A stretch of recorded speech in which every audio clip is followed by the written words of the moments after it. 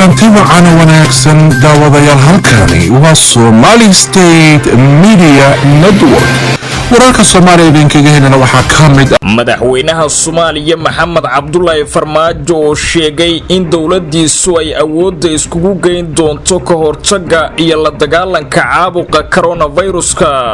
dawladda Turkiga oo mas'uuliyiinta dawladda federaalka ee Soomaaliya ka dhaadhicisay in ay joojiyaan cilaaqaadka siyaasadeed ee dalka isku taga Imaaraadka Carabta. dawladda Itoobiya oo ka dalbatay maamulka Axmed Madoobe in uu joojiyo habdhaqanka aan wanaagsanayn ee lagula kaco ciidamada Itoobiya ee ku sugan magaalada Kismaayo. wasiirka wasaaradda arrimaha dibadda ee Somaliland oo diiday in la karantiilo xilli uu safar uga soo laabtay dalka dibaddiisa. maamulka Axmed Madoobe ee magaalada Kismaayo oo xabsiga dhigay ilaa 5 sargaal oo looga shakiyay inay xiriir la leeyihiin dawladda Soomaaliya. ciidanka danab ee dawladda Soomaaliya oo hoygiisa kala baxay gudoomiyihii degmada Walaweyn oo lagu eedeeyay hurinta dagaal beeleedyo dhawaan halkaasi ka dhacay. dawladda Turkiga oo dhaleecayn xoogan kala kulantay kadib markii ay shixnada gargaar caafimaad ka iibisay Israa'iil iyo qayladaan laga muujinayo tayada caafimaad ee qaaradda Afrika xilli uu si weyn ugu fidayo xanuunka COVID-19. aan ku bilaabay saaxiibayaal sidaad ku maqlayseen hordhaca wararka Garaa TV. madaxweynaha jamhuuriyadda federaalka ee Soomaaliya Maxamed Cabdullaahi Farmaajo oo shacabka Soomaaliyeed la wadaagay fariin ku aadan cudurka COVID-19 ayaa ku baaqay in lagu dadaalo taxadarka iyo feejignaanta maadaama ka hortagga xanuunkan uu u yahay xalka ugu habboon. madaxweyne Farmaajo ayaa dul istaagay duruufaha ku xeeran awoodeena dawladnimada, hanaanka nolosha dadkeena ee ku dhisan maalinlaha iyo heerka ay gaarsiisan yihiin dadaalada socda ee lagaga hortagayo xanuunka safmareenka ah ee COVID-19. madaxweynuhu waxa uu tilmaamay in dawlad ahaan aynu nahay dal hadda ka soo baxaya dhinac kasta dhaqaalaha iyo adeegyada caafimaadka ma gaarsiisna ayuu yiri heer aan dadkeena ugu qaban lahayn wax badan oo ay ahayd in aan ku wajahno marxaladani adag. sidaas ay tahay waxaan xoogga saaraynaa ka hortagga xanuunkani maadaama ay tahay wadada ugu habboon ee aynu ku caawin karno bulshada. madaxweyne Maxamed Cabdullaahi Farmaajo ayaa ugu baaqay shacabka in ay isku gurmadaan oo ay isgarab siiyaan gaar ahaan ganacsatada oo mas'uuliyad adag ay ka saaran tahay waqtigani iyada oo loo baahan yahay in ay u naxariistaan dadkooda dhibaataysan uguna dhimriyaan sicirka badeecadaha ay iibinayaan. madaxweynaha jamhuuriyadda qaranka Maxamed Cabdullaahi Farmaajo ayaa caafimaad degdeg ah u rajeeyay dhammaan bukaanada uu haleelay xanuunka COVID-19. waxa uu sidoo kale naxariista Rabbi u weydiiyay kuwii u geeriyooday xanuunkaasi coronavirus-ka. madaxweyne Farmaajo ayaa ku celceliyay in dadku ay muujiyaan feejignaan dheeraad ah taasoo ah hubka kaliya ee haatan uu haysto caalamku isla markaana la iskaga difaaci karo safmareenka COVID-19. waxa uu sheegay in dawladdu aysan yaraysan doonin dadaalkeeda balse loo baahan yahay in bulshadu ay raacaan talooyinka ka imaanaya wasaaradda caafimaadka ee dawladda Soomaaliya. dawladda Turkiga ayaa gudaha wadanka Soomaaliya ka bilowday qorshe ay ku riixayso dalka isku taga Imaaraadka Carabta oo uu kala dhaxeeyo xifaaltan adag oo dhinaca siyaasadda. wargeyska Middle East oo wax ka qoran loolanka dhinaca siyaasadda ee bariga dhexe iyo saameynta Turkiga ayaa shaaca ka qaaday wax uu ku tilmaamay dagaal siyaasadeed oo ay wada galeen xukuumadaha Ankara iyo Dubai laakiin u muuqday mid looga tuturoonaaday dalka isku taga Imaaraadka Carabta. sida uu qoray wargeyska loolanka labadani dal oo kamid ah kuwa dhaqaalaha ku hormaray ayaa intiisa badan ka dhacay gudaha wadanka Soomaaliya iyo sidoo kale dalalka Liibiya iyo Suuriya. iyadoona xukuumadda imaaraadka carabtu ay bixisay dhaqaale xaddaafa si ay u meel mariso danaheeda, laakiin turkiga ayaa isticmaalay xeelad kale oo ku dhisan hoga tusaalayn iyo la talin, taasoo keentay inuu guul ka gaaro xifaaltanka kala dhexeeya imaaraadka. wargeyska ayaa qayb ka mida warbixintiisa kaga hadlay xiriirkii wanaagsanaa ee horay uga dhexeeyay dalalka Soomaaliya iyo imaaraadka carabta, kaas oo dib u burburay. imaaraadku waxa uu horay saaxiib dhow la ahaa Soomaaliya, isagoo ka waday howlo badan inkastoo uu danihiisa ka dhex eeganayay, waxaana markii dambe cilaaqaadka labada dal uu noqday mid madmadow uu soo kala dhex galay. wargeyska ayaa sheegay in inkastoo aan la hubin in markii hore turkigu uu ka shaqeeyay isku dhaca Soomaaliya iyo imaaraadka, haddana waxa uu markii dambe ku qanciyay mas'uuliyiinta dowladda Soomaaliya in ay iska joojiyaan guud ahaanba xiriirka dhinaca siyaasadda ee ay la leeyihiin xukuumadda Dubai. wargeyska ayaa xusay in dowladda turkigu ay ku guuleysatay inay mas'uuliyiinta dowladda Soomaaliya kala hadasho sidii xididada loogu siibi lahaa imaaraadka carabta, iyadoo cuskanaysa taariikhdiisa dhinaca siyaasadda oo aysan ku jirin wadan uu horay u taageeray imaaraadku islamarkaana horumar ka gaaray taageeradiisa. dhanka kale turkigu waxa uu u sheegay mas'uuliyiinta dowladda Soomaaliya in ay buuxin doonaan dhammaanba meelihii ay ku aadanay dowladda isku tagga imaaraadka carabta, sidaasi darteedna meesha laga saaro guud ahaanba siyaasadda danaysiga ku dhisan ee xukuumadda Dubai. wargeyska ayaana xog ururintiisa ku sheegay in tani ay ka dhigan tahay in turkigu uu imaaraadka kaga guuleystay gudaha Soomaaliya, isagoo kaashanaya mas'uuliyiinta dowladda federaalka oo turkigu la leeyahay saaxiibtinimo dhow. wargeyska Middle East ayaa dhawaan shaaca ka qaaday in dhaxal sugaha dowladda imaaraadka carabta Maxamed bin Zayed uu bixiyay lacag gaaraysa 3 bilyan oo dollar, taasi oo ku doonayay in la burburiyo heshiiskii turkiga iyo ruushka ku dhex maray gudaha dalka Suuriya, isla markaana uu arintaasi kala hadlay madaxweynaha Suuriya Bashar al-Assad. dalalka turkiga iyo imaaraadka carabta ayaa sidoo kale isku haya gudaha dalka Liibiya, iyagoo kala taageeraya dhinacyada iska soo horjeeda ee ka dagaalamaya dalkaasi. dowladda Itoobiya ayaa madaxweynaha la aqoonsanayn ee Jubbaland Axmed Maxamed Islaan Axmed Madoobe waxay ugu yeedhay inuu maamulkiisu wax ka bedelo habdhaqanka lagu hayo ciidamada dowladda Itoobiya ee qaybta ka howlgalka midowga Afrika ee AMISOM, isla markaana uu fadhigoodu yahay magaalada Kismaayo. ciidanka dowladda Itoobiya ayaa maalmo uun ka hor laga hor istaagay in ay gudaha magaalada Kismaayo ka dukaamaystaan kadib markii ay ka goos adeegeen dalab uga yimid Axmed Madoobe oo ahaa inay ka qayb galaan dagaal uu maamulkiisu la galayo xoogaga shabaab. wasiirka wasaaradda maaliyadda ee Jubbaland Cabdirashiid Jirre Qalinle oo maalmihii la soo dhaafay ku sugnaa magaalada Addis Ababa ee xarunta wadanka Itoobiya ayaa loo soo dhiibay fariinta ah sida ay Itoobiya uga xun tahay takoorka lagu hayo ciidamadeeda jooga magaalada Kismaayo. Axmed Madoobe ayaa ku andacooday in uusan waxba kala soconin cabashadaasi, hase yeeshee haddii ay jirto uu wax ka qaban doono. dhawaan ayay ahayd markii ra'iisul wasaaraha dalka Itoobiya Dr. Abiy Ahmed oo madaxweynaha Jubbaland Axmed Madoobe ugu baaqay inuu safar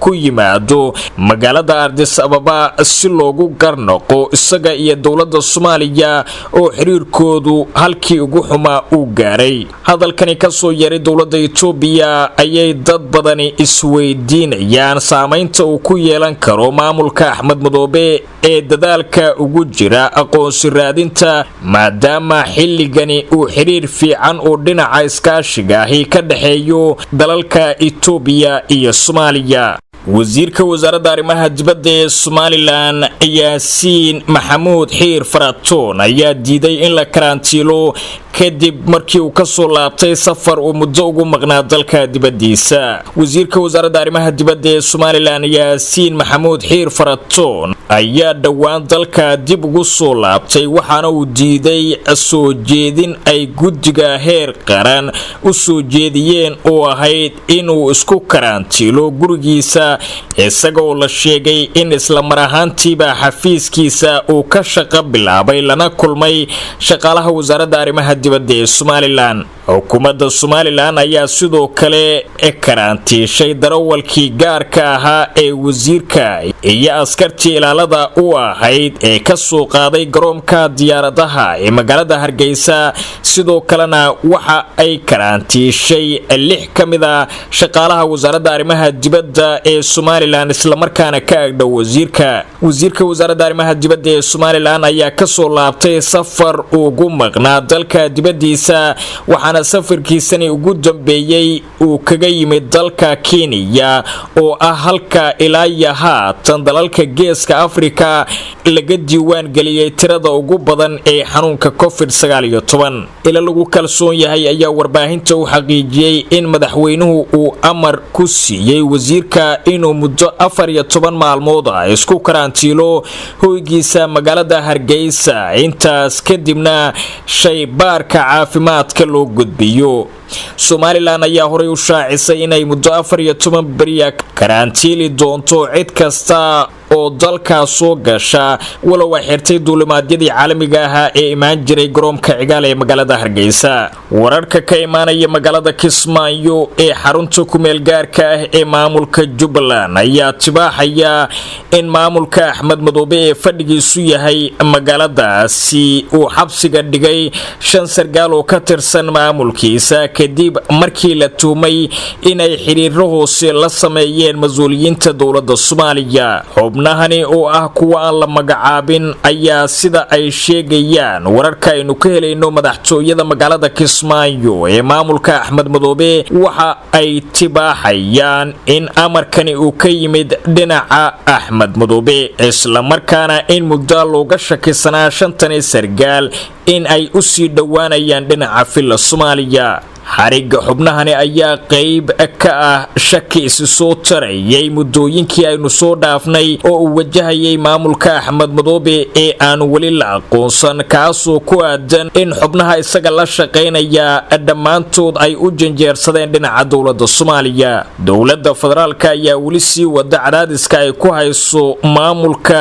Jubbaland oo ay ka soo horjeedo doorashadiisii lagu kala qaybsamay ee ka dhacday magaalada Kismaayo. wararka ayaa intaasi ku daraya in Axmed Madoobe uu samaystay sirdoon gaar ah kuwaasoo la socon doona dhaqdhaqaaqa xubnaha maamulkiisa si markaasi looga hubiyo inay xiriir la leeyihiin dowladda Soomaaliya. cabsida ugu weyn ee maamulka Axmed Madoobe uu ka qabo xiriirka dowladda Soomaaliya ayaa ah in la afgambiyo maamulkiisa magaalada Kismaayo isla markaana loo soo maleego sirqool isaga loogu masaafurinayo magaalada Muqdisho. waxaana horay u jiray xubno dhowr ah oo uu xiray maamulkiisu kuwaas oo laga qaaday tuhun ku aadan inay xiriir la leeyihiin dowladda dhexe ee Soomaaliya. ciidanka danab ee dowladda Soomaaliya ayaa xabsiga u taxaabay kadib markii ay hoygiisa kala baxeen gudoomiyihii degmada Walaweyn oo lagu eedeeyay inuu ku lug lahaa colaad beeleedyo dhawaan ka dhacay deegaano hoosaga degmada Walaweyn. gudoomiyaha gobolka Shabeellaha Hoose Ibraahim Cali Aadan Najax ayaa sheegay in uu shaqo joojin ku sameeyay gudoomiyaha degmada Walaweyn iyo ku-xigeenkiisa ka gadaal markii ay soo baxeen warar sheegaya inuu ku lug lahaa dagaal ka dhacay deegaano hoosaga degmadaasi. ciidamada sida gaarka u tababaran ee xooga dalka Soomaaliyeed ee loo yaqaano danab ayaa waxay xabsiga dhigeen gudoomiyaha degmada Walaweyn Maxamed Asiidow Cabdiraxmaan. ciidamada ayaa la sheegay inay hoygiisa magaalada Walaweyn ay ka wateen gudoomiyaha isla markaana ay xabsiga dhigeen iyadoo la sheegay in la baarayo eedeymaha ku aadan in uu dagaaladaasi qayb ka ahaa. ciidanka dowladda Soomaaliya ayaa dhawaan kala dhex galay beela ku dagaalamayay meel aan ka fogeyn degmada Walaweyn ee gobolka Shabeellaha Hoose halkaasoo ay si xun iskugu farasaareen maleeshiya beelood wada dega dhulka miyiga ah. faafitaanka xanuunka COVID-19 ee qaaradda Afrika ayaa la sheegay in uu sare u kacay saacadihii la soo dhaafay. waxaa ilaa haatan la xaqiijiyay in dadka qaaradda Afrika ee qaaday coronavirus-ka ay dhan yihiin ilaa 10,000 waxaana u dhintay 500 oo ruux dhammaanba qaaradda Afrika. waxaa sidoo kale soo baxaya qayladhaan laga muujinayo tayada dhinaca caafimaadka ee qaaradda Afrika iyo sida ay awood ugu yeelan karto in ay la dagaalanto faafaha daran ee COVID-19. fayruska ayaa markii hore u muuqday mid si tartiiba u soo galaya qaaradda Afrika marka loo barbar dhigo dunida inteeda kale, laakiin caabuqa ayaa asbuucyadii ugu dambeeyay ku dhex faafay dalalka saboolka ah ee qaaradda Afrika. hay'adda caafimaadka adduunka ee magaceeda loo soo gaabiyo WHO ayaa ka digtay in haddii laga laabto sharciyada kala fogeynta dadka ay dhici doonto in cudurku uu faafo oo dadka ay gaaraan heer aan wax laga qaban karin. Dr. Tedros Adhanom Ghebreyesus oo ah madaxa hay'adda caafimaadka adduunka ee WHO ayaa sheegay in fayruska haatan uu si xawliya ugu fidayo gudaha qaaradda Afrika oo uu sheegay in xitaa uu gaarayo deegaanada miyiga. xarunta xakamaynta cudurrada faafa ee qaaradda Afrika ayaa sheegtay in 52 wadan oo ka mid ah qaaradda uu haatan si xawliya ugu faafayo xanuunka COVID-19 xilli ay jirto baahiyo ay qabto qaaraddu oo ah dhinaca dawooyinka. kiiskii ugu horeeyay ee COVID-19 ee Afrika soo gala ayaa laga helay dalka Masar 14 bishii February ee sanadkani. ugu dambeyntiina dowladda Turkiga ayaa la kulantay dhaleecayn xooggan oo kaga timid bulshada muslimiinta ee caalamka kadib markii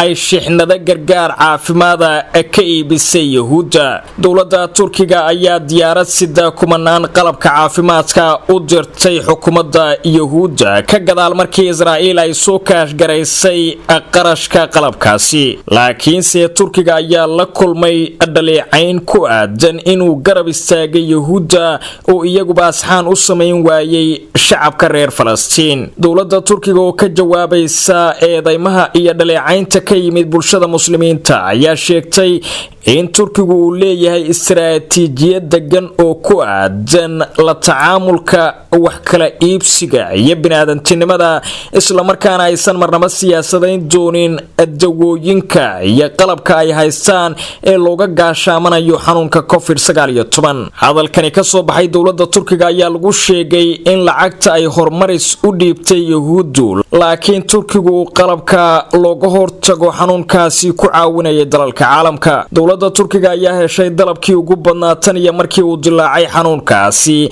iyada oo si dhaqso leh u sameynaysa qalabka looga hortaga xanuunka COVID-19 waxayna deeq gaarsiisay ku dhawaad 32 dal, iyadoo ilaa 100 dal oo caalamkaahina ay ka iibsadeen qalabkeeda ka hortaga COVID-19. sargaal ka tirsan waaxda caafimaadka ee Turkiga oo aan magaciisa la shaacin ayaa wakaalada wararka ee Anadolu u sheegay in sidaan xukuumadda Turkigu ay u sameysay sidii ay gargaar u gaarsiin lahayd shacabka Falastiiniyiinta oo aan waxba loo geyn karin iyadoo aan Israa'iil laga iibin waxa ay doonayso.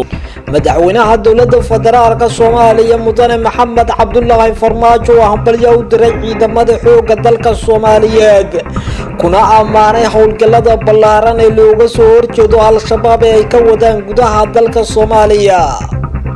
ra'iisul wasaaraha Soomaaliya Mudane Xasan Cali Kheyre beesha caalamka ayuu ka dalbaday inay Soomaaliya ku garab istaagaan dadaalada ay ugu jirto ka hortagga cudurka faafa ee coronavirus. dowlad goboleedka Puntland waxay uga digtay madaxda dowladda Soomaaliya inay sameystaan muddo kororsi. xukuumadda Soomaaliyana waxay amar duligtay madaxweynaha dowlad goboleedka Hirshabelle Maxamed Cabdi Waare iyadoona uga yeertay magaalada Muqdisho ee caasimadda Soomaaliya. ciidamada ammaanka Somaliland waxay albaabada iskugu dhifteen 11 xarumood oo waxbarasho oo si qarsoodi ah loo dhigayay. madaxweynaha dowlad deegaanka Soomaalida Itoobiya Mustafa Cagjarna wuxuu xilalkii ka qaaday mas'uuliyiin ka tirsan xukuumaddiisa. madaxweynaha wadanka Mareykanka Donald J. Trump ayaa sheegay in dalkiisu uu ku jiro labadii toddobaad ee ugu adkeyd ibid isla markaasna uu la tacaalayo cudurka faafa ee coronavirus. iyo ra'iisul wasaaraha wadanka Israa'iil Benjamin Netanyahu amar ku bixiyay in la joojiyo dhammaan duulimaadyada ka yimaada Mareykanka iyo duulimaadyada ganacsi ee ayaguna yimaada wadanka Israa'iil si wadankaas xaaladiisa caafimaad loo ilaaliyo loona xakameeyo cudurka faafaya ee corona. inuu ka horeyna madaxweynaha Jamhuuriyadda Federaalka Soomaaliya Mudane Maxamed Cabdullaahi Farmaajo ayaa hambalyo u diray ciidamada xoogga dalka Soomaaliyeed asagoona ku amaanay howlgallada ay kaga soo horjeedaan al-shabaab ee ay ka wadaan gudaha dalka Soomaaliya. madaxweynaha Jamhuuriyadda Soomaaliya Mudane Maxamed Cabdullaahi Farmaajo ayaa u hambalyeeyay saraakiil ku-xigeenada alifleyda iyo dableyda dhammaanba qaybaha kala duwan ee ciidamada xoogga dalka Soomaaliyeed iyo qoysaskooda 60 guuradii ka soo wareegtay aasaaskii ciidamada xoogga dalka Soomaaliyeed. madaxweynaha ayaa tilmaamay in ciidamadu ay awood iyo tayo ay muhiim weyn u leeyihiin qarannimada iyo sidoo kale dib u soo noqoshada dowladnimada dalkeena. sidaas darteedna dowladdu ay qaadayso tallaabooyin u muuqata sidii loo tayay lahaa isla markaasna loo xoojin lahaa dib u habeynta ciidamada qalabka sida gaar ahaan militariga dowladda. madaxweyne Farmaajo ayaa yiri ciidamada xoogga dalka Soomaaliyeed waa astaanta qaranka isla markaasna aan u qaybsamin qolo iyo qabiil toona. waxa uu sheegay in dowladda Soomaaliya ay xoogga saarayso ciidamada oo loo carbiyay difaaca hay'adaha qarannimo. waxa uu sheegay in dowladda aysan weli joogin meeshii la rabay balse ay ku dhaqaajisay qorshe mugle oo ku aadan dib u dhis lagu sameynayo ciidamada Soomaaliyeed si tayo iyo tiro ahaanba kor loogu qaado. madaxweyne Maxamed Cabdullaahi Farmaajo wuxuu soo bandhigay guulihii isdaba joogga ah ee ciidamada xoogga dalka Soomaaliyeed ay ka soo hooyeen dagaalka al-shabaab ee sida nafti huranimada ay uga xoreeyeen deegaano badan. madaxweynaha waxa uu bogaadiyay sida ugu sareeyo hamiga iyo niyadda saraakiisha iyo ciidamada ku sugan furmaha dagaalka oo ay ka go'an tahay inay xoreeyaan guud ahaanba dalka. Maxamed Cabdullaahi Farmaajo wuxuu ku amaanay saraakiisha ciidamada Soomaaliyeed ee ruugcadaaga ee ku sugan dugsiyada tababarada ciidamada xoogga dalka Soomaaliyeed ee gudaha dalka inay si aqoontooda iyo khibradooda ay u dhaxalsiinayaan jiilka soo kacaya, taasoo muujinaysa in dowladnimada Soomaaliya ay dib u soo kabanayso. madaxweyne Farmaajo ayaa alle uga baryay dhammaan bahaljeeyadii xoogga dalka ee naftooda u huray amniga, nabadda iyo qarannimada iyo karaamada shacabka Soomaaliyeed inuu jannatu firdawsa ka waraabiyo isla markaasna kuwa caafimaadkooda alle u siyaadiyo kuwa bukana oo alle caafimaadiyo. madaxweynaha qaranku hadalkan uu soo saaray waxa uu ku muujiyay in ay ka go'an tahay dowladda Soomaaliya sidii loo tayay lahaa ciidamada isla markaasna sare loogu qaadi lahaa qorshe mug weyn oo ay dowladda Soomaaliya kaga goleedahay kordhinta tayada iyo sidoo kale tirada ciidamada xoogga dalka Soomaaliyeed. ra'iisul wasaare Xasan Cali Kheyre ayaa beesha caalamka ugu baaqay inay dowladda Soomaaliya ku garab istaagto xakamaynta iyo dadaalada looga hortagayo cudurka faafa ee coronavirus. ra'iisul wasaaraha Soomaaliya Mudane Xasan Cali Kheyre waxa uu sheegay in lagama maarmaan tahay in dowladda Soomaaliya lagu garab siiyo sidii ay u xakameyn lahayd cudurka faafa ee coronavirus. hadalka ra'iisul wasaaraha waxa uu sheegay iyadoo shirkii golaha wasiirada ee dowladda federaalka Soomaaliya lagu qabtay qaab internet oo online isla markaasna golaha wasiiradu ay iska xog wareysteen xaaladii ugu dambeysay ee dalka iyo kiisaska xoogan ee iska soo daba dhacaya ee ku aadan cudurka faafa ee coronavirus. Ra'iisul Wasaaraha Soomaaliya Mudane Xasan Cali Khayre waxa uu sheegay in loo baahan yahay in beesha caalamku ay sadayelsan waxa iminka ka jira gudaha Soomaaliya ayna muujiso taageero xoogan oo dowladda lagu garab istaagayo si dowladdu ay ula tacaasho xaaladda cakiran ee Soomaaliya isla markaasna cudurku oo iminka maalinka ka dambaysa uu ku soo kordhayo. Ra'iisul Wasaaruhu waxa uu sheegay in tallaabo walba ay dowladdu qaadi doonto asagoo golaha wasiirada ku amray inay muujiyaan foojignaan dheeriya isla markaasna ay u istaagaan sidii dalka loo badbaadin lahaa. Ra'iisul Wasaaraha qaranku waxa uu sheegay in mas'uul kasta loo baahan yahay inuu qayb weyn ka qaato wacyigelinta dadka iyo sidii cudurka loo xakameyn lahaa isla markaasna bulshada loogu sheegi lahaa qataraha uu dalku wajahayo. Ra'iisul Wasaaraha ayaa golaha wasiirada sidoo kale kula dardaarmay in ammaanka la xoojiyo isla markaasna lala shaqeeyo laamaha amniga lana dhaqan geliyo tallaabooyinka ka soo baxaya guddiga loogu talagalay ka hortagga cudurka faafa ee coronavirus. Xasan Cali Khayre Ra'iisul Wasaaraha qaranka waxa uu sheegay in lagama maarmaan tahay in dalku uu si wadajir ah uga shaqeeyo in horumarkiisa iyo amnigiisa iyo ka hortagga caabuqa ay si wadajir ah iskaga kaashadaan mas'uuliyiinta dalka si meesha looga saaro habacsanaanta dowladnimo ee sanooyinkii ugu dambeeyay soo jirtay. Ra'iisul Wasaaruhu waxa uu ballan qaaday in xukuumaddiisa ay sii wadi doonto tallaabooyinka ay ku xakameynayso cudurka faafa ee coronavirus isla markaasna ay isku dayayso inay qaado tallaabooyin hor leh oo cudurkaasi lagu joojinayo. Magaalada Muqdisho ee caasimadda Soomaaliya ayaa maalinka ka dambaysa waxaa laga helayaa kiisas hor leh oo la xiriira cudurka COVID-19 waxaana dowladda Soomaaliya ay sheegtay in taageerada beesha caalamku ay tahay mid aan laga maarmin loona baahan yahay inay dowladda ku garab istaagto sidii cudurkaasi wax looga qaban lahaa. gudaha dalka Soomaaliya ma laha goobo waaweyn oo dhanka caafimaadka iyo xarumo lagu karantiilo dadka uu soo rita cudurka coronavirus waana mid sababta in dad badan ay iska qaadaan kadib markii nin xanuunsanaya la keenay mid ka mid ah isbitaalada magaalada Muqdisho halkaas oo qaar ka mid ah dadkii isbitaalka ka howlgali jiray cudurkaasi qaadeen. Dowladda Soomaaliya ayaa wada dadaalo lagu sameynayo qorshe goobo dadka lagu karantiilo isla markaasna aysan bulshada kale u gudbin. Maamul goboleedka Puntland ayaa dowladda federaalka Soomaaliya madaxdeeda uga digay inay sameystaan muddo kororsi. Wasiirka arrimaha gudaha iyo dimuqraadiyadda Puntland Maxamed Dhamancad ayaa si qoto dheer uga hadlay aragtida Puntland ee ku aadan dib u dhac ku yimaada qabsoomidda doorashada sanadka 2021.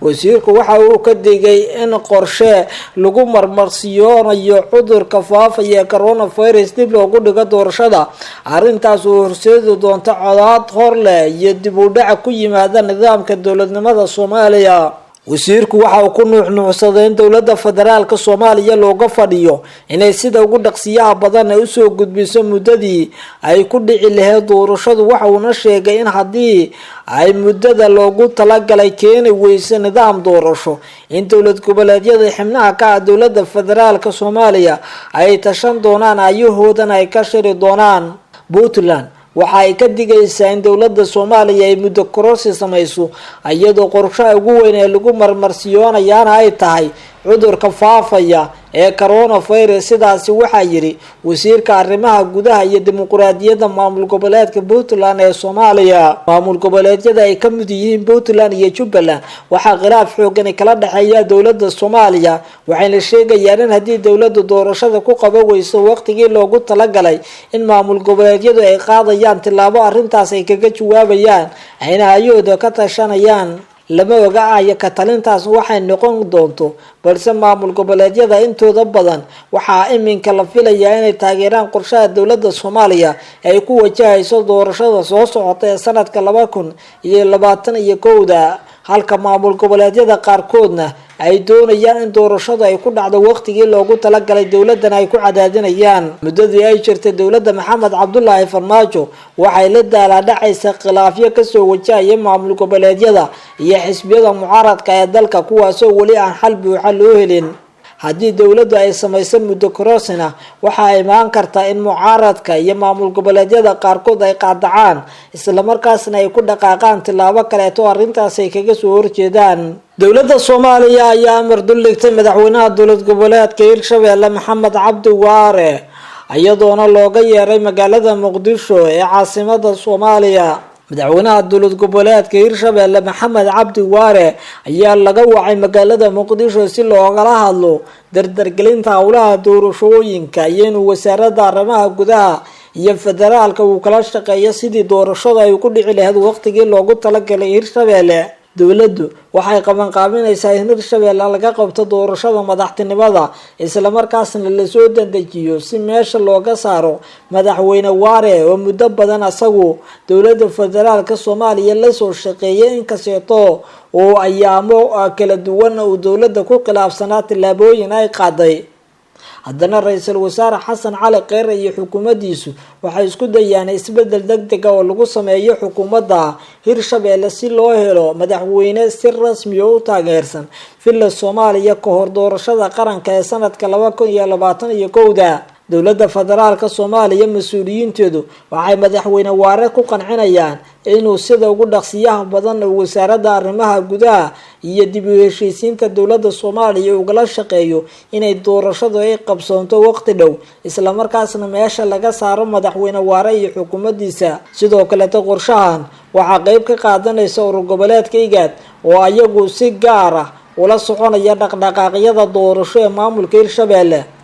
dhanka kaleetana magaalada Muqdisho ee caasimada Soomaaliya ayaa muddo waxa iskaga daba noqnoqonaya madaxweyne ku-xigeenka dowlad goboleedka Hirshabelle Cali Guudlaawe oo asagu isku dayay inuu madaxweyne Farmaajo Kheyre ku qanciyo in mar kaleete ay wada xaajood arrimaha deegaanada Hirshabelle ay galaan si Guudlaawe uu mar kaleete u hamiyay inuu fursad u helo inuu madaxweyne ku-xigeen uga noqdo dowlad goboleedka Hirshabelle. Cali Guudlaawe iyo madaxweyne Waare ayaa muddadii ay soo wada shaqeynayeen waxa aan jirin khilaaf xoogan oo labada dhinac soo kala dhaxgalay marka laga reebo khilaafyada ragaadiya maamulka Hirshabelle ee u dhaxeeya madaxda baarlamaanka maamulkaas iyo madaxweyne Waare iyo ku-xigeenkiisa. haddana labadan mas'uul ayaa si habsami leh uga soo wada shaqeeyay. lama oga dowladda Soomaaliya inay mar kaleeta fursad sii doonto Cali Guudlaawe iyo in kaleeta iyadoo madaxweyne Waare uu ka fakarayo amarka ay dowladda Soomaaliya ku soo rogtay oo ah in arrimaha doorashooyinka wasaaradda lagu wareejiyo isla markaasna wasaaradda iyo asagu ay ka wada shaqeeyaan si degdeg ah loo qabto doorashada Hirshabelle. madaxweyne Waare ayaa ku fakaraya sababo la xiriira cudurka sii faafaya coronavirus in dib loo dhigo doorashada Hirshabelle maadaama ay ku soo aadayso waqti xasaasi ah iyadoo arrintaasna dowladda Soomaaliya ay doonayso inay meesha ka saarto isla markaasna ay samayso doorasho dadku ay ku wada qanacsan yihiin taageero xoogan ay dowladdu halkaasi ka samaysato. si kastaba ha ahaatee Hirshabelle waxa uu ka mid yahay saddexda maamul goboleed ee iminka dowladda Soomaaliya taageersan waxaana dowladdu ay doonaysaa inay sii xoojiso taageerada dowlad goboleedka Hirshabelle ay ku leedahay maadaama dalku uu galayo doorasho sida la filayo sanadka 2021 markaas oo madaxda qaranka iminka talada haysana ay soo laaban doonaan inay mar kale tartamaan. ciidamada ammaanka Soomaaliland ayaa albaabada iskugu dhiftay 11 xarumood oo waxbarasho oo si qarsoodiya wax looga dhigayay. goobaha waxbarasho ee ciidamadu albaabada iskugu dhifteen ayaa kala 8 malcaamood oo Quraan iyo sidoo kale 4 dugsi oo waxbarasho oo gaar loo leeyahay kuwaas oo ku kala yaala magaalooyinka Hargeysa iyo Burco. sidoo kale ciidamada ayaa xabsiga dhigay mas'uuliyiintii goobahaas waxbarashada kuwaas oo si qarsoodiya ardayda wax ugu dhigayay sida in lagu kalsoon yahay ay Garaa TV u xaqiijiyeen. mas'uuliyiinta xabsiga loo taxaabay laba kamid ah ardada ayay si qarsoodiya wax uga dhigayeen masaajido ku yaala magaalada Hargeysa. dhawaan ayayna ahayd markii xukuumadda Soomaaliland ay hakisay goobihii waxbarasho ee dalka muddo bil ah si looga hortago cudurka faafaya ee coronavirus. Somaliland waxa ay sheegtay in qorshaha ka hortagga cudurka COVID-19 uu yahay mid Somaliland iyo dadkeeduba ay si wada jir ah ay uga hortagayaan balse uusan ahayn mid xukuumadda kaliya ay ka adkaanayso iyadoo goobihii waxbarashada iyo xarumihii kale ee muhiimkaana la xiray si cudurkaasi looga hortago oo loo xakameeyo. madaxweynaha dowladda deegaanka Soomaalida Itoobiya Mustafa Cagjar ayaa xilkii ka qaaday mas'uuliyiin ka tirsan xukuumaddiisa. madaxweynaha dowladda deegaanka Soomaalida ayaa xilka qaadis ku sameeyay xubno ka tirsan xukuumadda. xubnahaas oo aan weli la shaacin ayaa bahda Garaa TV xog rasmi ah ku heleen inuu ka mid yahay ku-xigeenka labaad ee hoggaanka nabadgelyada iyo cadaaladda dowladda deegaanka Soomaalida Mudane Xasan Cige. waxaana sidoo kale la sheegay in dib u habeyn lagu sameeyay xubno ka tirsan xafiiska madaxweynaha sida la taliyaasha iyo gabi ahaanba iyadoo lagu soo koobay 9 taliye oo kaliya. waxaana sidoo kale xogta aynu helayno ay sheegaysaa inay badan yihiin mas'uuliyiinta xilka qaadista lagu sameeyay balse aysan noo suurtagelin in ay helo mas'uuliyiintaas magacyadooda iyo teetaladooda. dhawaan ayaad markii Mustafa Cagjar uu ku soo laabtay dowladda deegaanka Soomaalida Itoobiya asagoo xariga ka jaray qalab loogu baarayo cudurka faafaya ee coronavirus. waxa uu ambabaxay dhinacaas gobolka Qoraxay halkaas oo xariga kaga jari doono leerka 24 saac oo asaga laga hirgelinayo deegaanadaasi. waxaana sidoo kale ujeedkiisu yahay inuu dhagax dhig uu ku sameeyo border school oo laga hirgelin doono deegaanka Nugobo oo asaga uu ku sugan yahay madaxweynaha dowladda deegaanka Soomaalida si uu halkaasi dadka deegaanka uga la qaybsado inuu horumar deegaan ku helo dhanka waxbarashada iyo adeegyada kale ee asaasiga. madaxweynaha dowladda deegaanka Soomaalida Itoobiya Mustafa Cagjar ayaa muddooyinkii dambe waday dadaalo uu dib u habeyn ugu sameynayo xarumaha waxbarashada iyo sidoo kale goobaha bulshada. sidoo kale waxa uu xilka qaadis ku sameeyay mas'uuliyiin ka tirsan maamulkiisa si sare loogu qaado horumarka deegaanada Soomaalida Itoobiya. madaxweynaha dalka Mareykanka Donald Trump ayaa sheegay in wadankiisu ku jiro 2 toddobaad ee ugu adkeed abid. madaxweynaha dalka Mareykanka Donald Trump ayaa dadkiisa uga digay inay isku diyaariyaan sare u kac ku yimaada dhimashada ka dhalanaysa cudurka faafaya coronavirus asagoo sheegay in Mareykanku wajahayo tallaabadii labaad ee ku adkaystay cudurka safarka ee coronavirus. madaxweynaha ayaana ku dhawaaqay in magaalada New York loo daadgureynayo 1,000 ka mid ah howlwadeenada caafimaadka iyo ciidamada militariga magaaladaas oo faafitaan xoog leh ku hayo cudurka coronavirus. asagoo ka hadlaya aqalka cad ee looga arimiyo wadanka Mareykanka ayuu Trump sidoo kale sheegay in xukuumaddiisu ay amartay in la sameeyo 180 milyan oo walxaha afka lagu xirtaa si cudurkaasi looga hortago. Mareykanka ayaa iminka qayladaan xooggan ka muujinaya cudurka sida adag u faafaya ee corona. waxaana Mareykanku dalbanaya in dadkiisa iyo sidoo kale beesha caalamku ay kala shaqeeyaan sidii loo xakameyn lahaa cudurkaas oo Mareykanka farabaan ku haya. ugu dambeyntii ra'iisul wasaaraha wadanka Israa'iil Benjamin Netanyahu ayaa amar ku bixiyay in la joojiyo dhammaan duulimaadyada ka yimaada Mareykanka iyo duulimaadyada kale ee ganacsi ee ka yimaada wadamada kale ee Israa'iilna soo gala. go'aanka ra'iisul wasaaraha Israa'iil Benjamin Netanyahu ayaa yimid maalin oo kadib markii madaxweynaha Mareykanka Donald Trump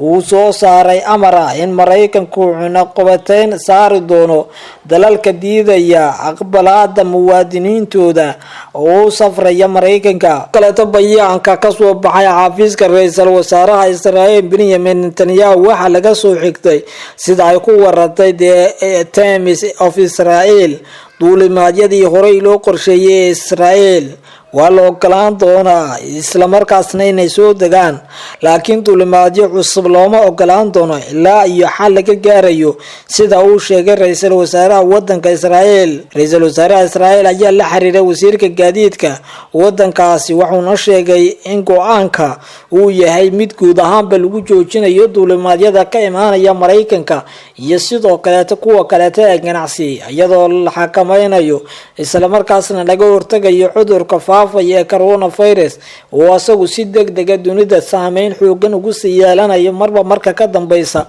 majalada The East African oo maqaal ay qortay ku sheegtay in dawladda waqtigan ka jirta Soomaaliya ay dalka si maamuli doonto haddii ay doorashooyinka dalku u baaqdaan cudurka coronavirus dartii iyo Kenya oo walwal ka muujisay arrinkaasi. waxgaradka Soomaaliland ee taageersan madaxweyne Muuse Biixi Cabdi oo sheegay in boqor Buurmadow uu noqday safiirka Soomaaliya u fadhiya Soomaaliland. wasiirkii ka tirsanaa maamulka Hirshabeelle ee horey looga helay cudurka COVID-19 oo ku geeriyooday Muqdisho noqdayna qofkii labaad ee cudurkaasi ugu geeriyooday gudaha Soomaaliya. madaxweynihii hore ee maamulka Galmudug Axmed Ducaale Geelle Xaaf oo laga qaaday xayiraad dhinaca socdaalka ah oo muddo saarnayd kadib heshiiskii uu la galay madaxweyne Qoorqoor. afayeenka xisbiga wadani Barqad Jaamac Batuun oo nasiib darro ku tilmaamay in wasiirka arrimaha dibadda ee Soomaaliland uu diido in la karantiilo xilli uu ka soo laabtay wadanka UK sheegayna inaan loo sinayn sharciga Soomaaliland. taliyaha ciidanka xoogga dalka Soomaaliyeed General Odawa Yuusuf Raage oo shaaciyay sababta loo baajiyay xuska sanad guurada 60aad ee ciidanka xoogga dalka Soomaaliyeed. tirada dadka ugu dhintay cudurka coronavirus wadanka Mareykanka oo kor u dhaaftay 20,000 oo ruux kana sare martay dhimashada wadanka Talyaaniga iyo kooxaha Xuutiyiinta ee wadanka Yemen oo xukun dil ah ku riday 4 wariye. aan ku bilaabo sida hordhaca warkeena idinkugu sheegayba majalada The East African ayaa maqaal dheer oo ay qortay waxa ay kaga hadashay arrimaha doorashooyinka ee Soomaaliya iyo saameynta uu ku yeelan karo cudurka COVID-19 ee ka dilaacay Soomaaliya. majalada ayaa waxa ay sheegtay in madaxweynaha jamhuuriyadda Soomaaliya mudane Maxamed Cabdilaahi Farmaajo uu awood sharci ah u yeelan doono in uu dalkaasi maamulo oo uu talada sii hayo haddii doorashada Soomaaliya ee la qorsheynayo in ay dalka ka dhacdo sanadkan 2020 ilaa bisha Febraayo 2021 ay dib u dhacdo. wargeyska ayaa waxa uu sheegay in Soomaaliya ay u nugushahay xaaladaha halista ah ee la xiriira cudurkan oo iminka si weyn ugu faafay gudaha caasimada Soomaaliya ee Muqdisho. wuxuu qiray wargeysku muddada xilhaynta madaxweynaha Soomaaliya oo ku eg bisha Febraayo ee sanadka soo socota ee 2021 in ay dhici karto in ay ka sii dheeraato haddii ay dib u dhacdo doorashada Soomaaliya ee la qorsheeyay inay bilaabato dabayaaqada sanadkan.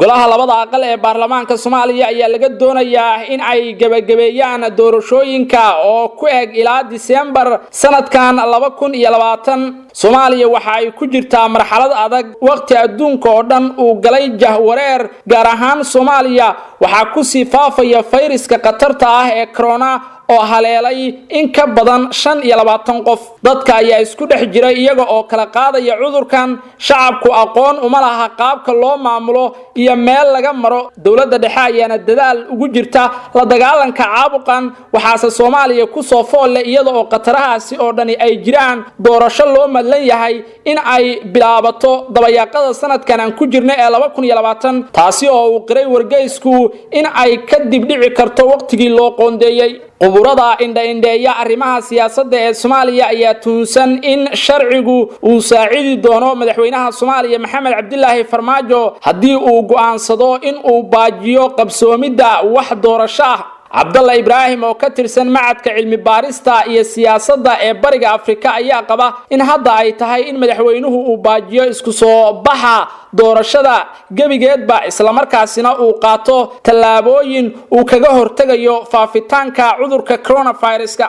cilmi baaraha ayaa u sheegay wargeyska The East African in Soomaaliya ay xaq u leedahay in doorashada ay dib u dhigto iyada oo laga fakarayo caafimaadka iyo badqabka dadweynaha Soomaaliyeed. doorashada Soomaaliya ee sanadkan oo loo qorsheeyay qaab qof iyo codkii ah ayaan suurtagal ahayn sida uu wargeysku qiray haddii uu sii socdo cudurka faafa ee coronavirus-ka. hase yeeshee waxaa jira dad arrinkaasi ka soo horjeeda oo u arka muddo kororsi sharci darro ah haddii ay dawladdu ku dhawaaqdo in doorashada dib loo dhigay. siyaasi ciid bedel ayaa u sheegay majalada The East African in aysan xukuumadda federaalka ee Soomaaliya jirin awood u saamaxaysa inay baajiso doorashada. siyaasi ciid bedel ayaa ku doodaya in ahmiyadda la siinayo dhammaan dadka daneeya dowladnimada Soomaaliya waxa uuna ka hor yimid in dowladdu ay samaysato wax muddo kororsi ah koorinta aysan dilaacin aafada corona ayaa dalalka kaalmeeya Soomaaliya waxa ay ku baaqeen in dalka doorasho aan waqtigeeda kadib dhicin laga yagleelo. sidoo kale wakiilka xogayaha guud ee qaramada midoobay u jooga Soomaaliya Danjiro James Swan ayaa isaguna horay carabka ugu adkeeyay in doorashooyinka la qaban doono si loo xaqiijiyo in dalka Soomaaliya aanu ka weecan wadada dib u dhiska. mucaaradka ayaa iyaguna qaba walwal kale oo ku aadan dib u dhac doorasho oo ka dhaca Soomaaliya. hase yeeshee haddii ay dhacdo in dowladda federaalku ay dalka muddo kala sii maamusho haddii doorashada dib loo dhigo waxa uu wargeysku sheegay in taasi ay walwal iyo wadna xanuun ku noqonayso dowladda Kenya oo xiriir aan wanaagsanayn uu kala dhaxeeyo dowladda federaalka ee Soomaaliya ayna isku hayaan arrimaha soodinta dhinaca xuduud badeedka iyo sidoo kale xiisadda gobolada Jubbooyinka iyo Gado. Kenya oo horay ay dowladda Soomaaliya albaabada uga soo xirtay ayaa iminka dareensan haddii ay dowladda madaxweyne Farmaajo muddo kale dalka sii maamusho intaasi ay iyada qatar ku tahay. waxgaradka Somaliland ee taageersan madaxweyne Muuse Biixi Cabdi oo warbaahinta kula hadlay magaalada Hargeysa ayaa waxa ay ka hor yimaadeen hadallada ka soo yeeray boqor Buurmadow oo dhaleecayn u jeediyay madaxweyne Biixi sheegayna in ay iyagu hogaamin doonaan wada hadallada Soomaaliya iyo Somaliland. madax dhaqameedyadan la jira madaxweynaha Somaliland ayaa waxa ay sheegeen in boqor Buurmadow uu noqday safiirka Soomaaliya u fadhiya gudaha Somaliland uuna wakiil ka yahay dowladda federaalka ee Soomaaliya ee fadhigeedu yahay Muqdisho. waxay ugu baaqeen boqor Buurmadow inuu faraha kala baxo arrimaha siyaasadda oo uu ku ekaado dhaqanka. waxgaradka ayaa sheegay in dhaqanka Somaliland loo wakiishay arrimaha dhinaca dhaqanka iyo isku soo dhaweynta dadka balse aanay ahayn inay ku milmaan arrimaha siyaasadda. boqor Buurmadow ayay sheegeen inuu u saacabatumayo midnimada Soomaali weyn balse taasi ay kol hore dhimatay sida ay ku andacoodeen madax dhaqameedyada taageersan madaxweynaha Somaliland ee warbaahinta kula hadlay magaalada Hargeysa. Somaliland ayay sheegeen inay ka gooday Soomaaliya inteeda kale oo ay muddo 28 sano ah gooni uga taagan tahay doonaysana inay hesho madax banaani iyo ictiraaf caalamiya. hadalka madax dhaqameedyadan ayaa imaanaya iyadoo oo salaadiinta ugu caansan deegaanada Somaliland ee uu ka mid yahay boqor Buurmadow ay ku dhaleeceeyeen madaxweyne Biixi inuu ku fashilmay arrimaha la xiriira hogaaminta wada hadallada Somaliland iyo Soomaaliya iyagana looga dambeyn doono wada hadalladaasi wixii iminka ka dambeeya balse xukuumaddu ay uga digtay madax dhaqameedyada inay ku milmaan arrimaha siyaasadda. magaalada Muqdisho ee caasimadda Soomaaliya waxaa ku geeriyooday qofkii labaad oo gudaha Soomaaliya ugu dhinta cudurka COVID-19. Allah u naxariistee waxa magaalada Muqdisho cudurka coronavirus ugu geeriyooday xildhibaan Khaliif Muumin Tooxow oo ka tirsanaa baarlamaanka dowlad goboleedka Hirshabelle. xildhibaanka oo sidoo kale ahaa wasiir dowlaha wasaaradda caafimaadka Hirshabelle ayaa ka mid ahaa 9 ruux oo maalin ka hor wasaaradda caafimaadka ee Soomaaliya ay xaqiijisay in laga helay cudurka faafa ee coronavirus-ka. xildhibaano ka tirsan baarlamaanka maamulka Hirshabelle ayaa xaqiijiyay geerida xildhibaan Khaliif Muumin Tooxow oo ka tirsanaa xubnaha golaha wakiilada ee dowlad goboleedka Hirshabelle iyagoo ka tacsiyeeyay geeridiisa. wasiirka warfaafinta maamulka Hirshabelle Maxamed Cabdiraxmaan Qayre ayaa jimcihii sheegay in xildhibaanka maalmo ka hor hawlo karantiil ah lagu galiyay isbitaalka Martini ee magaalada Muqdisho oo uu ku geeriyooday. xildhibaanka oo sidoo kale ka mid ahaa golaha wasiirada Hirshabelle ayaa intii uu ku sugnaa magaalada Jowhar waxa uu ka qayb galay shirarka golaha wasiirada ee Hirshabelle iyo kuwa looga hadlayay arrimaha gargaarka waxaana iminka lagu raad joogaa dad badan oo la kulmay mas'uulkan ka tirsanaa dowlad goboleedka Hirshabelle ee u geeriyooday cudurka coronavirus-ka. fayraska corona ayaa Soomaaliya ku haya farabaan waxaana iminka muuqatay inuu ku dhex baahay bulshada iyadoo oo dawladdu ay dadweynaha la wadaagtay qatarta arrinkan ku aadan uguna baaqday inay guryahooda ku sugnaadaan oo ay kala dheeraadaan kuna dadaalaan nadaafadooda oo ay muujiyaan taxadar dheeriya. madaxweynihii hore ee Galmudug Axmed Ducaale Geelle Xaaf ayaa ku wajahan magaalada Muqdisho ee caasimadda Soomaaliya xilli xal buuxa laga gaaray khilaafkii ka dhashay doorashadii uu ku soo baxay qoorqoor ee ka dhacday magaalada dhuusamareeb ee caasimada galmudug. xaaf ayaa muddo badan ka biyadiidanaa natiijada doorashadaasi isaga oo ku adkeysanayay inuu weli yahay madaxweynaha saxda ee galmudug inkastoo markii dambe la xaliyay uuna gaaray magaalada dhuusamareeb ee caasimada galmudug halkaasi oo heshiis kula galay madaxweynaha galmudug Axmed Cabdi Kaariye Qoorqoor isla markaana la rajaynayo marka uu xilka wareejiyay inuu u ambabaxo Muqdisho. wararka ayaa sheegaya in Axmed Ducaale Geelle Xaaf loo ogolaaday in uu gudaha u galo magaalada Muqdisho maadaama horay uu uga baqayay inay xirto dawladda dhexe ee Soomaaliya oo khilaaf kala dhaxeeyay wuxuuna maalmaha soo socda ka degi doonaa garoonka diyaaradaha Aadan Cabdulle Cismaan Aadan Cadde ee magaalada Muqdisho. xaaf ayaa marka uu ka dego Muqdisho waxa uu la kulmi doonaa madaxda ugu sareysa dawladda Soomaaliya sida madaxweyne Maxamed Cabdilaahi Farmaajo iyo ra'iisul wasaare Xasan Cali Kheyre. kulamadaasi oo intooda badan ku saabsan mahadcelin iyo bogaadin ku aadan talaabada uu qaatay madaxweynihii hore ee galmudug Axmed Ducaale Geelle Xaaf ee uu tanaasulka ugu muujiyay madaxweynaha cusub ee galmudug Axmed Cabdi Kaariye Qoorqoor oo ku guuleystay doorashadii ka dhacday magaalada Dhuusamareeb. madaxweynaha galmudug Axmed Cabdi Kaariye Qoorqoor ayaa ku guuleystay inuu xalliyo dhammaan khilaafaadkii ka jiray deegaanada galmudug waxaana iminka muuqatay in maamulka galmudug uu noqday mid midaysan oo ka gudbay caqabadihii siyaasadeed ee ku horgudbanaa. xaaf oo iminka ku sugan magaalada Dhuusamareeb ayaa wada hadallo dheeri ah waxa uu la leeyahay hogaamiyaha maamulka galmudug Axmed Cabdi Kaariye Qoorqoor oo ay ka wada hadlayaan dhamaystirka heshiisyada horay loo galay iyo qaabka ugu wanaagsan ee ay u dhici karto munaasabada xil wareejinta oo uu kadib xaaf u ambabixi doono magaalada Muqdisho ee caasimada Soomaaliya. xaaf ayaa intii uu khilaafku kala dhaxeeyay dawladda Soomaaliya waxa uu la kulmayay caqabado kala duwan waxaana saarnayd xayiraad dhinaca socdaalka la xiriidha oo iminka si rasmi ah looga qaaday. afayeenka xisbiga mucaaradka ee wadani ee Somaliland Barqad Jaamac Batuun ayaa sheegay in wasiirka arrimaha dibadda ee Somaliland oo ka soo laabtay wadanka UK aan la gelin karantiil taasi oo nasiib darro ku tilmaamay. warka ku aadan in wasiirka arrimaha dibadda ee Somaliland Yaasiin Faratoon uu diiday in la karantiilo oo uu horay TV u baahiyay kadib xog uu ka helay wasaaradda arrimaha dibadda ee Somaliland ayaa waxa iminka si rasmi ah u xaqiijiyay afayeenka xisbiga mucaaradka ee wadani ee Somaliland Barqad Jaamac Batuun ayaa sheegay inuu san jirin sharci mas'uulka xukuumadda xilka ka haya u fasaxaya inuu xafiiskiisa iyo xaafadiisa tago marka uu dalka dibaddiisa ka soo laabto muwaadiniinta caadiga ah ee aan xilalka hayna la karantiilo. wuxuu sheegay wasiir Faratoon markii uu ka soo degay gegida diyaaradaha Cigaal International ee magaalada Hargeysa inuu gurigiisa iska tagay oo uu diiday in uu karantiil galo muddo 14 beri ah. Barqad Jaamac Batuun oo horay uga mid ahaa mas'uuliyiin karantiil la galiyay muddo 14 beri ah ayaa sheegay inay iyagu u hoggaansameen sharciga oo ay ilaaliyeen badqabka caafimaad ee dadka reer Somaliland balse mas'uuliyiinta xukuumadda xilalka ka haya ee uu ka mid yahay wasiirka arrimaha dibaddu aanay u muuqan kuwo xil iska saaray badbaadinta dadka reer Somaliland. wuxuu sheegay in madaxweyne ku-xigeenka Somaliland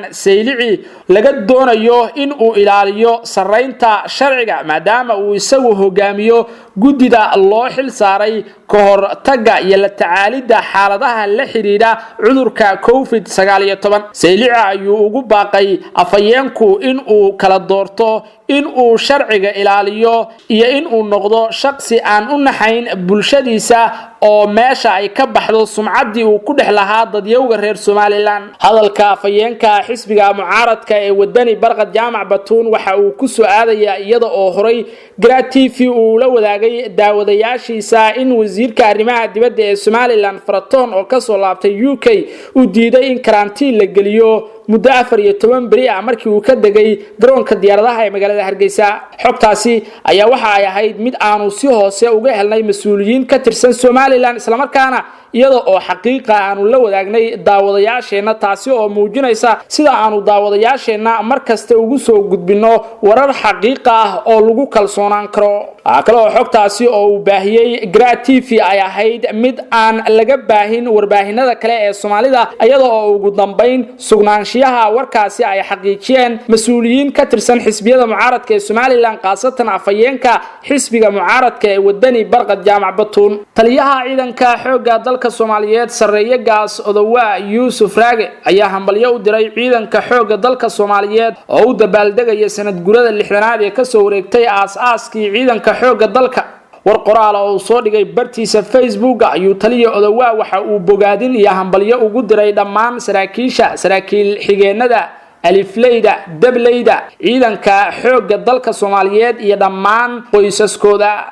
waxa uu sheegay in ay baaqdeen munaasabado waaweyn oo la rajeynayay in loogu dabaaldego 60 sano gurada ka soo wareegtay aasaaskii ciidanka xoogga dalka Soomaaliyeed Odawaa Yuusuf Raage ayaa sheegay in sababta loo joojiyay bandhigii sanad gurada ciidanka xoogga oo lagu qaban lahaa caasimada iyo gobolada kale ee dalka ay la xiriidho ka hortaga faafida cudurka halista ah ee coronavirus oo ka dilaacay Soomaaliya qaasatan magaalada Muqdisho sareeyagaas Odawaa Yuusuf Raage ayaa ugu baaqay shacabka Soomaaliyeed inay la shaqeeyaan ciidanka xoogga dalka si guul wax ku ool looga gaaro soo celinta sharafkii iyo karaamadii ummadda Soomaaliyeed ciidamada xoogga ayuu sheegay inay iminka awoodoodu dib u soo laabanayso oo dawladda haatan ka arrimisa Soomaaliya ay juhdi kasta ku bixisay sidii ciidamada xooggu ay u noqon lahaayeen kuwa leh tayo iyo tababar wanaagsan tirada ciidanka xoogga ee iminka howlgasha ayuu sheegay inay tahay mid aad u badan oo ay ku kalsoon yihiin in ay dalka ku soo celin karaan xasilooni iyo kala dambeyn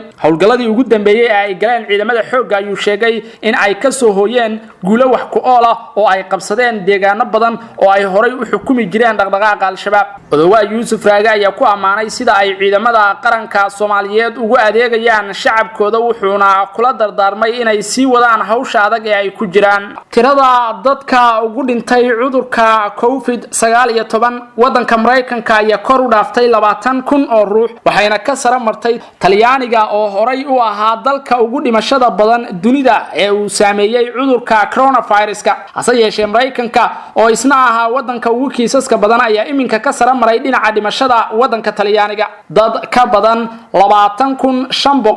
20,583 ruux ayaa wadanka Mareykanka ugu geeriyootay caabuqa COVID-19 saacadihii la soo dhaafayna waxa ay dhimashadu noqotay mid aad u fara badan gobolada wadanka Mareykanka qaasatan New York oo ay ka dhacday dhimasho fara badan magaalada New York oo kaliya waxa cudurka coronavirus-ka ugu dhintay in ka badan 8,600 oo qof sida ay xaqiijiyeen hay'adaha caafimaadka guud ahaan tirada kiisaska uu soo ritay cudurkan ee wadanka Mareykanka ayaa waxa ay ka badan tahay 533,115 qof iyadoo oo caalamka oo dhan tirada dhimashada ee cudurka COVID-19 ay gaarayso 109,654 qof kiisaska ayaa sidoo kale waxa ay caalamka ka badan yihiin 1.7 milyan oo qof guud ahaan wadamada dunida oo si weyn ugu sii faafayo cudurka coronavirus-ka Mareykanka ayaa qiray in ay soo wajahday mid kamid ah xaaladihii ugu adkaa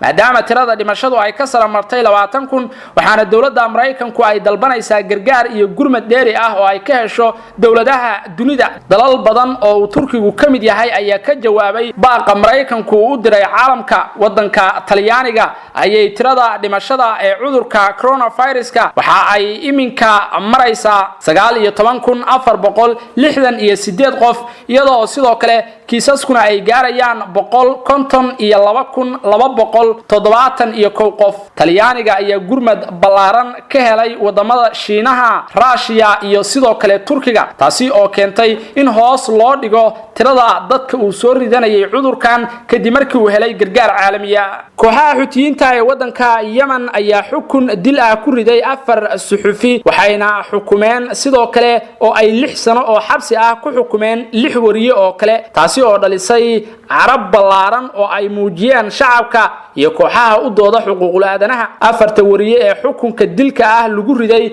ayaa waxa ay kala yihiin Abdulqaaliq Amraan Tawfiiq Al-Mansuri Haris Hamid iyo Akram Al-Walidi suxufiyiintan ayaa lagu qabtay weerar lagu qaaday hotel ku yaala Sanca bishii Juun 2015 waxayna kooxdu u geysatay wariyaashan jirdil arxan darro ah oo ka dhacay xarumahooda ku yaala Sanca koorinta aanay u gudbin maxkamadda iyaga oo lagu soo eedeeyay eedeymo qiyaano iyo in ay iskaashi la sameeyeen dawladda sharciga ah ee wadanka Yemen iyo isbahaysigeeda uu Sacuudigu horkacayo kooxaha Xuutiyiinta wadanka Yemen ayaa sidaan oo kale dhowr jeer ciqaab adag u marsiiyay dad ay ku eedeeyeen in ay xiriir la leeyihiin dowladda Yemen ee uu horkacaya madaxweyne Cabdulrabbul Mansuur Haadi iyo isbahaysiga xulufada uu Sacuudigu hogaaminayo ee dagaalka kula jirta Xuutiyiinta wadanka Yemen. dilka lagu xukumay 4 wariye iyo xabsiga ay ku rideen 6 kale ee saxafiyiinta ayaa muujinaya in Xuutiyiintu ay ciqaab adag marsiin doonaan cid walba oo ka hor timaada dagaalka ay kula jiraan dowladda Yemen iyo xulufada Sacuudiga.